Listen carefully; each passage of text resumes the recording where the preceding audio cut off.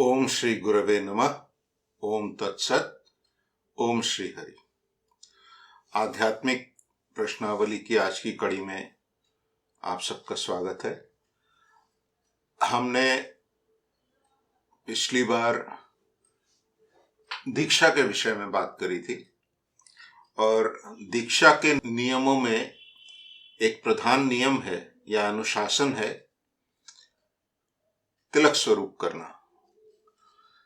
तो तिलक का अर्थ है एक चिन्ह जिसके द्वारा पहचान होती है, और वैष्णव लोग जो तिलक स्वरूप करते हैं उसे ऊर्ध्व पुंड्र कहा जाता है, अर्थात ऊपर की ओर जाने वाला जो तिलक है उसे ऊर्ध्व पुंड्र कहा जाता है।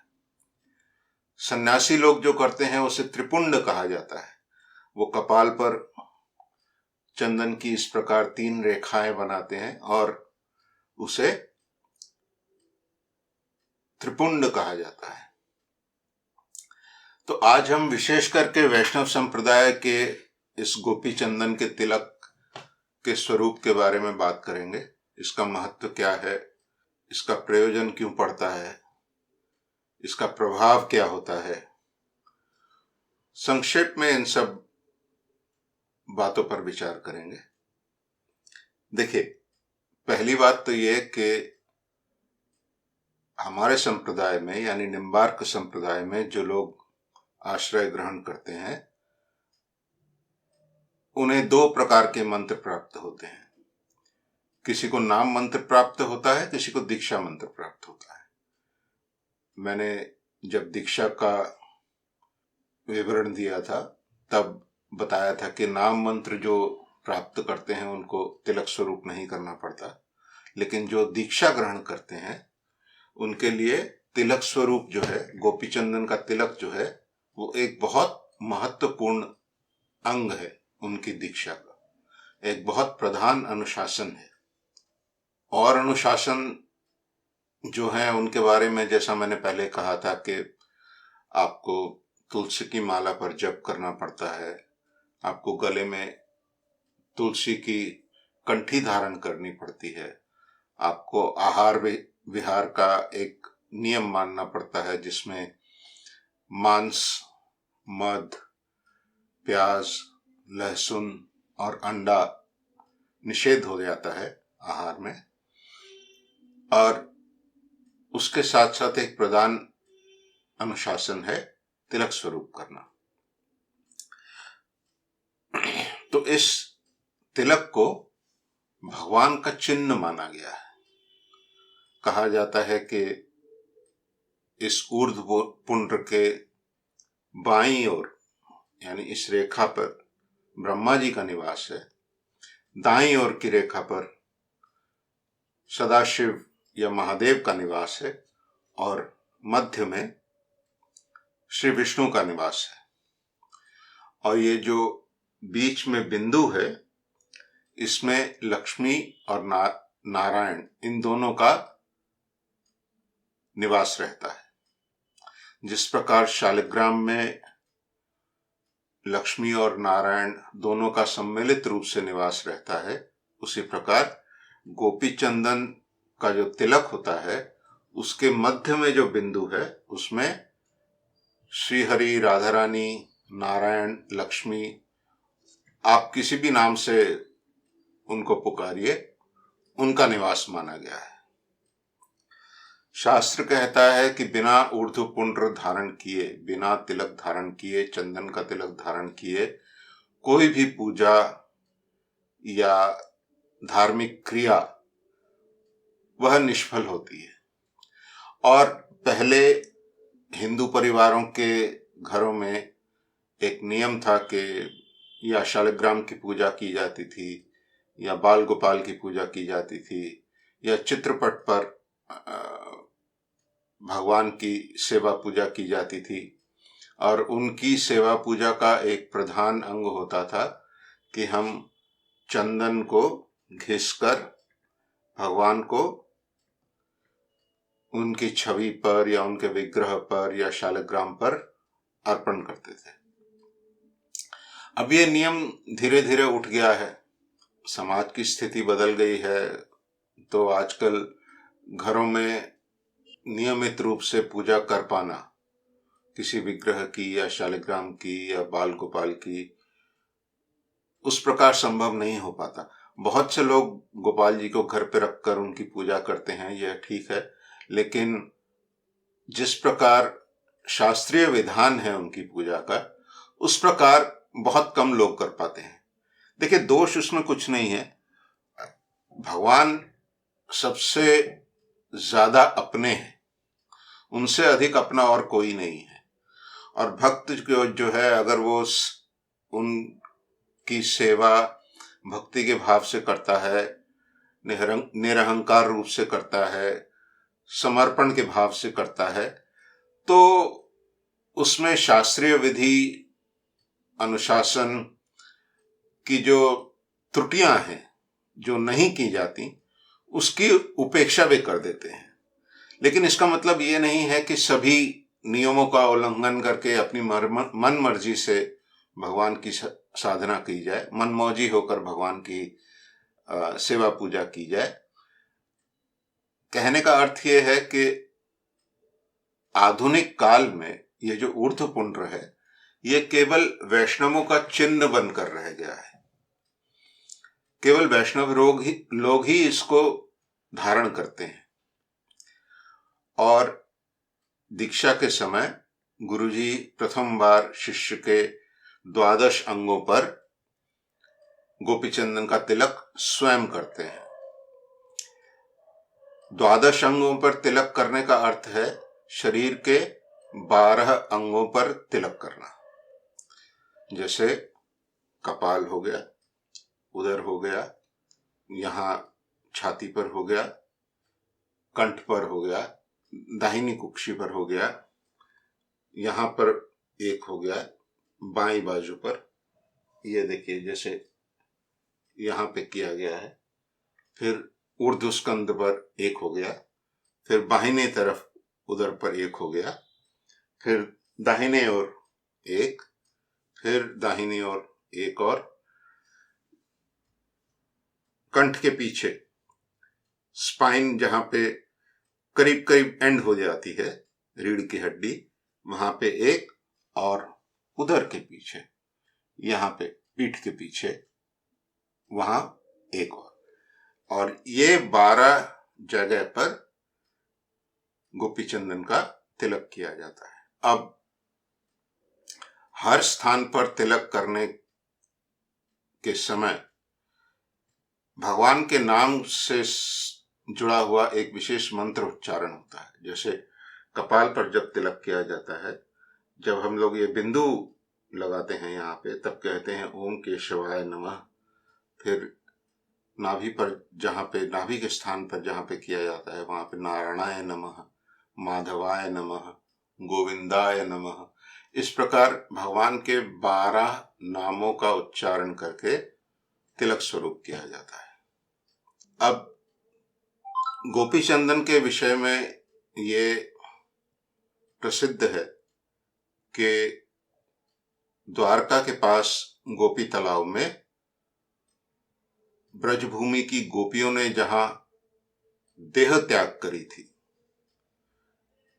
वहां की मिट्टी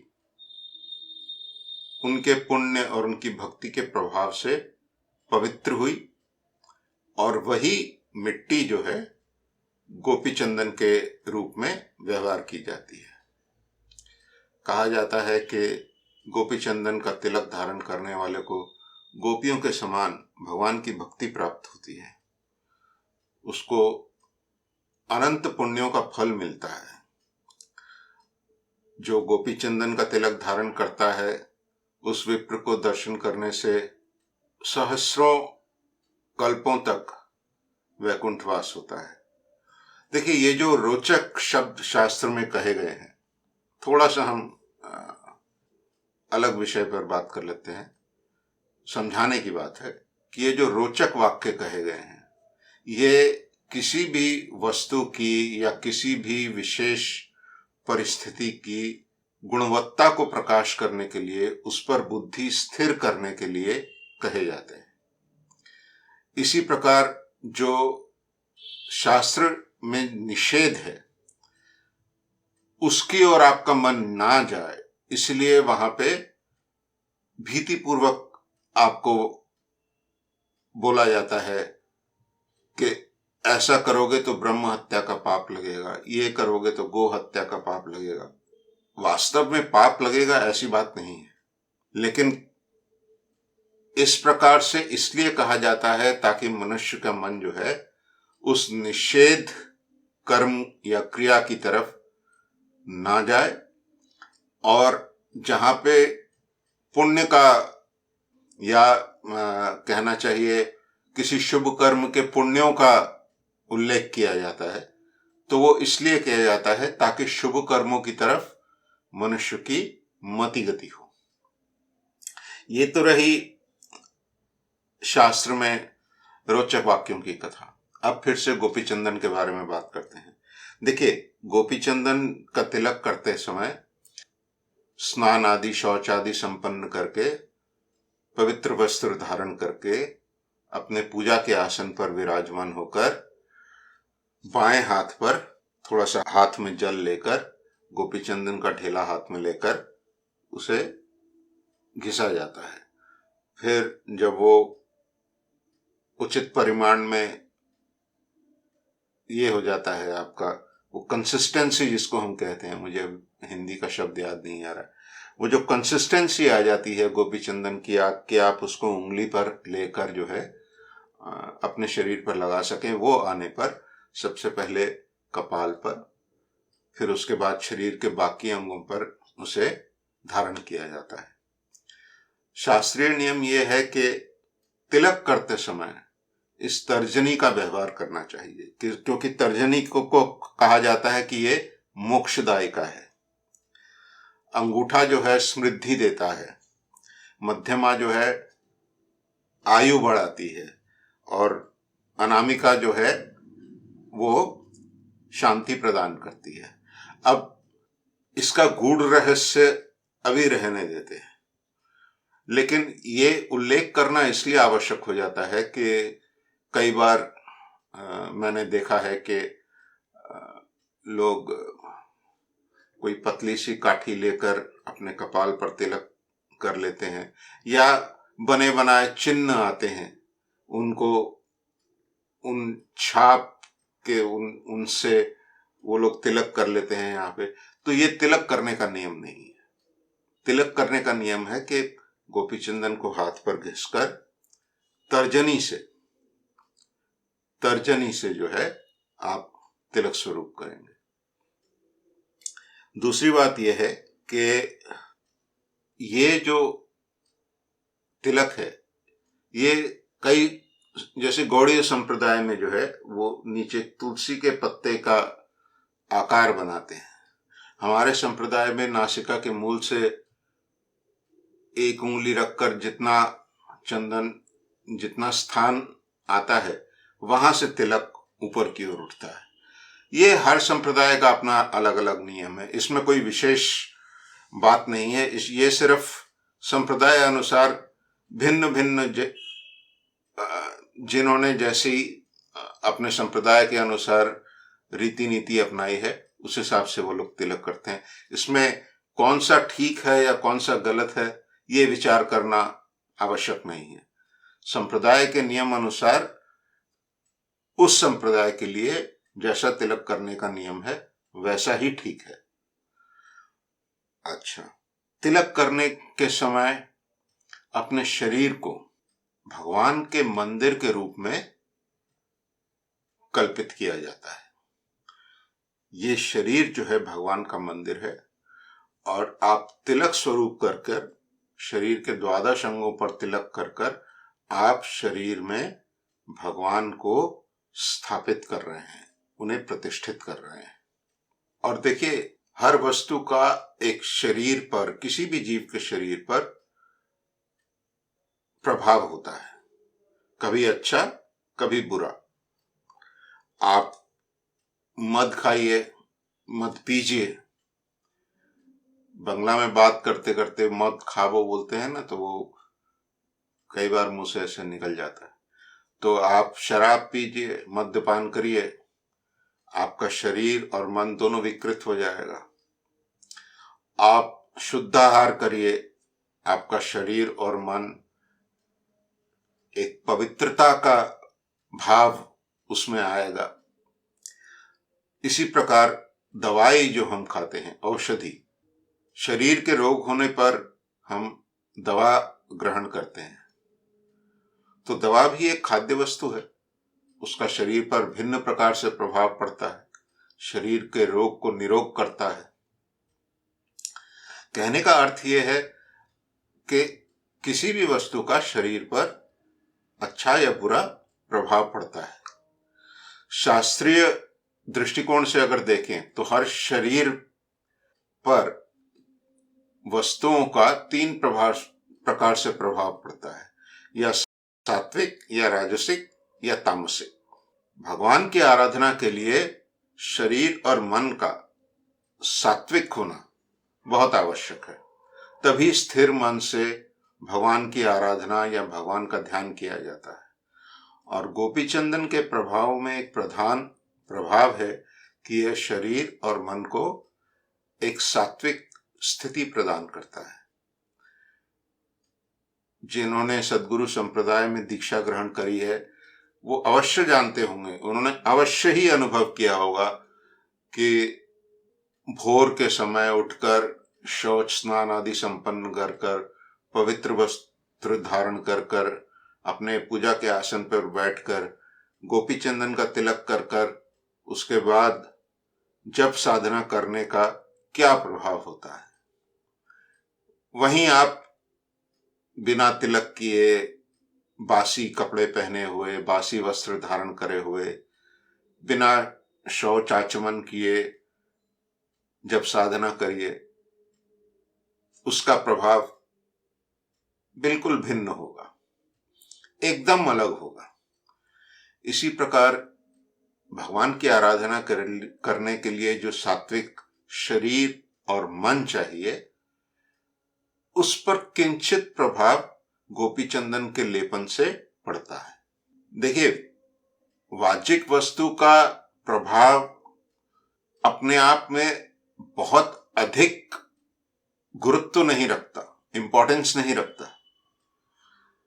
वो कहते हैं कि मन चंगा तो कटौती में गंगा, लेकिन ये अवस्था प्राप्त करने के लिए जिस अनुशासन के द्वारा गुजरना पड़ता है, जिस अनुशासन को पालन करके यहां पहुंचना पड़ता है, उसके लिए यह आवश्यक है कि जो नियम संप्रदाय में स्थापित किए गए हैं साधना के लिए, उसको अवश्य पालन करना चाहिए। और आजकल आधुनिक समय में दीक्षा के लिए क्योंकि तिलक धारण करना पड़ता है, तो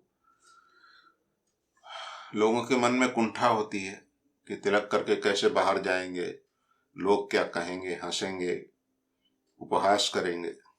तो यहाँ मैं अपने गुरुजी की एक जीवन की घटना सुनाना चाहता हूँ कि मेरे गुरुजी 1967 साल की बात है, वो विदेश जा रहे थे पढ़ने के लिए। तो वे मेरे परदादा गुरुजी द्वारा प्रतिष्ठित शिवपुर में, हावड़ा शिवपुर में जो निम्बार्क आश्रम है, वहां पे 5 किलो गोपी चंदन और 50 कंठी वो खरीदने के लिए गए और वहां से खरीद कर ले आए, क्योंकि उन्हें पता था कि विदेश में जाकर उन्हें गोपी चंदन नहीं मिलेगा। तो मेरे दादा गुरुजी यानी मेरे गुरुजी के गुरुजी उस समय आश्रम पर नहीं थे। तो बाद में जब वो आश्रम पर आए मेरे दादा गुरुजी, तो आश्रम के जो खजांची थे, एक साधु महाराज थे, मुझे अब नाम उनका ध्यान नहीं है, उन्होंने मेरे दादा गुरुजी को कहा कि आपका ये शिष्य जो है विदेश में जाकर भी अपने संप्रदाय के सब नियमों का पालन करेगा, क्योंकि वो यहाँ से इस प्रकार गोपी चंदन और कंठी लेकर गया है। मेरे गुरुजी 23 साल विदेश में रहे। बड़े प्रेम से वो अपने संप्रदाय के चिन्ह को धारण करते थे, गोपी चंदन के चिन्ह को धारण करते थे। तो अब विदेश में उपहास करने का नियम वैसा नहीं है। मैं कहूंगा कि यहाँ पे हम लोग थोड़ा उपहास ज्यादा करते हैं कि हमें लगता है ये क्या पुराने जमाने की बात है, ये सब क्या सब दिखावा कर रहा है। तो विदेश में उनका उपहास नहीं करते थे, उनके साथ जो काम करते थे या उनके जो सहकर्मी थे, लेकिन उनके अंदर एक उत्सुकता थी जानने के लिए कि वो क्यों करते हैं इस प्रकार। अब उन सबको समझाना एक एक को संभव नहीं होता था, और विस्तार से समझाना संभव नहीं होता था क्योंकि वो लोग धारण नहीं कर पाएंगे।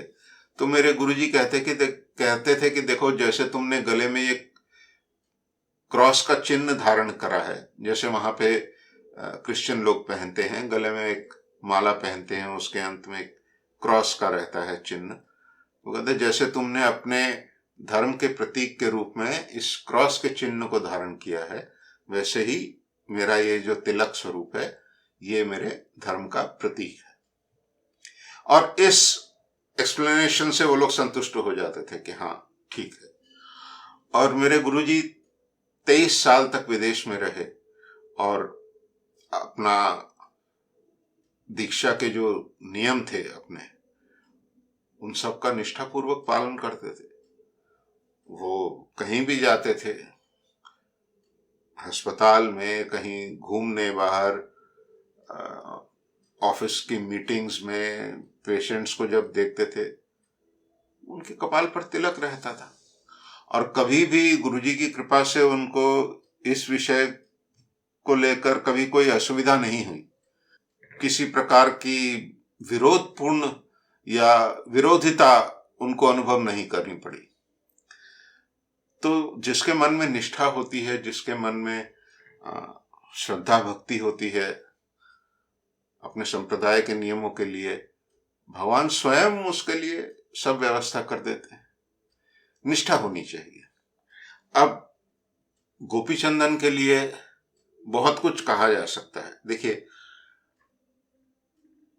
स्कंद पुराण, पद्म पुराण, ब्रह्मवैवर्त पुराण, इन सब में बहुत से श्लोक हैं जो गोपी चंदन की महत्ता को प्रकाश करते हैं, क्यों धारण करना चाहिए यह विस्तार से बताते हैं। जो धारण नहीं करता उस पर क्या विपरीत फल होता है, इस विषय पर भी बहुत कुछ कहा गया है।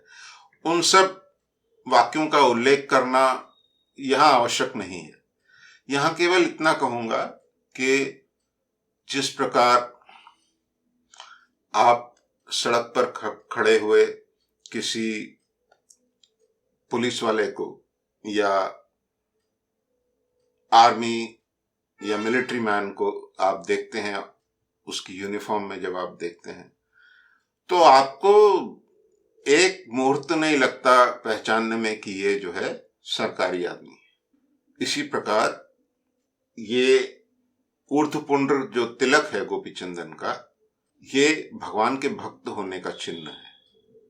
आप किसी के कपाल पर देखेंगे, आपको तुरंत धारणा हो जाएगी कि ये वैष्णव है, भगवान विष्णु या उनके किसी अवतार का उपासक है, और आप अपेक्षा करेंगे कि उसमें कुछ कुछ गुणावली जो भक्त में होनी चाहिए वो अवश्य ही होगी।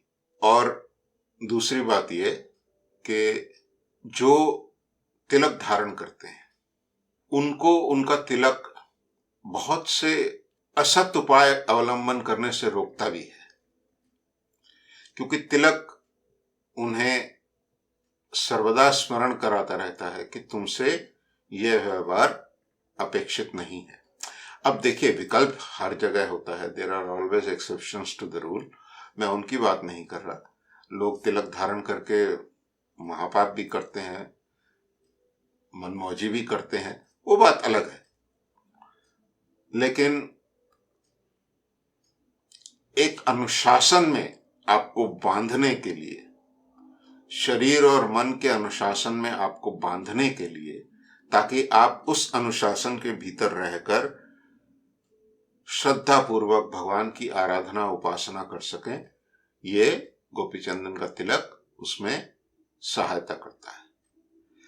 मेरे संप्रदाय के महात्मा, ये पीछे जिनकी छवि देख रहे हैं, श्री श्री 108 स्वामी रामदास काठिया बाबा जी महाराज बहुत शक्तिशाली महात्मा थे। उन्होंने एक बार कहा कि मैं वैकुंठ के द्वार पर खड़ा रहूंगा और जिसके कपाल पर तिलक और गले में कंठी देखूंगा, मैं पार्षदों से कहूंगा इसे जाने दो, ये हमारा आदमी है। ये बहुत गंभीर बात है, बहुत जिसे कहते हैं असाधारण सा क्लेम जिसको हम कहते हैं वो है, लेकिन वो जिस स्तर के महात्मा थे उनके लिए ये बात जचती है। उनके बारे में विस्तार से आपको बीच बीच में बताता रहूंगा जब हम अन्य विषयों पर बात करेंगे, लेकिन आज भी साधु समाज में उनका नाम बहुत ही श्रद्धा पूर्वक, बहुत ही सम्मान के साथ लिया जाता है। और एक महात्मा के वचनों के अनुसार कि गर्ग मुनि और नारद मुनि जिस स्तर के ऋषि थे, मेरे संप्रदाय के श्री श्री 108 स्वामी रामदास काठिया बाबा जी महाराज भी उसी स्तर के महात्मा थे। गोपीचंदन के बारे में आज यहीं समाप्त करते हैं। देखिए, जिन्होंने दीक्षा ग्रहण करी है उनको गोपीचंदन के विषय में अवश्य ही ज्ञान होता है, वे जानते भी हैं और इसका प्रभाव भी वे लोग अनुभव करते हैं। लेकिन अगर किसी ने नाम मंत्र लिया है और या किसी ने जिसने सद्गुरु का आश्रय ग्रहण नहीं किया है, मैं उनके लिए कहता हूं कि अगर आपके मन में कोई संकोच है कि गोपीचंदन का तिलक लगाने से आपको सामाजिक रूप से कुछ असुविधा होगी, कुछ कठिनाई आएगी, तो मैं आपसे कहता हूं कि यथार्थ भक्त के लिए भगवान समस्त असुविधाएं, समस्त कठिनाइयां दूर कर देते हैं। लेकिन मन में श्रद्धा, उपयुक्त भक्ति और दृढ़ विश्वास होना आवश्यक है। अगर वह नहीं है तो आप कुछ भी करते रहिए, फल मन के लायक नहीं मिलेगा। इतना ही कहूंगा। एक दो विषयों के बारे में थोड़ा सा और मैं अगर यहाँ पे उल्लेख कर दूं तो अच्छा रहेगा। देखिए, गोपीचंदन जब ना मिले तो किस वस्तु का व्यवहार करें तिलक करने के लिए। मान लीजिए आपने दीक्षा ग्रहण करी है और किसी कारणवश गोपीचंदन प्राप्त नहीं हो रहा, तो शास्त्र कहता है कि उस समय जो पर्वत के शिखर की मिट्टी है या नदी के तट की मिट्टी है या भगवान का कोई तीर्थ क्षेत्र है वहां की रज है या फिर समुद्र तट की मिट्टी है या फिर जहां पे तुलसी का पौधा लगाया हुआ है, जो तुलसी की झाड़ है, उसके मूल में जो मिट्टी है, उन सबको भी तिलक करने के लिए, ऊर्ध्वपुंड्र करने के लिए व्यवहार किया जा सकता है। और मान लीजिए यह भी नहीं है, तब फिर गंगा जल अगर उपलब्ध है तो गंगा जल से तिलक किया जा सकता है। और अगर गंगा जल भी उपलब्ध नहीं है तो साधारण जल जो है, उस जल पर 10 बार अपना इष्ट मंत्र जप कर कर, उसको पवित्र कर कर उस जल से तिलक किया जा सकता है। लेकिन ये आपातकाल की बात है। अगर गोपीचंदन उपलब्ध है या उपलब्ध हो सकता है तो चेष्टा करनी चाहिए कि गोपीचंदन को ही व्यवहार किया जाए और जो विकल्प उपाय हैं उनको आपातकाल में ही व्यवहार करें, यही उचित रहेगा। अगर आप सोचते हैं कि गोपीचंदन है लेकिन बाहर लोग देखकर क्या कहेंगे, इसलिए चलो मैं गंगा जल से ही तिलक स्वरूप कर लेता हूं, तो यह दुरुपयोग हुआ शास्त्र के वचनों का। आपातकाल की स्थिति को साधारण स्थिति में व्यवहार करना, यह दुरुपयोग हुआ। यह नहीं करना चाहिए।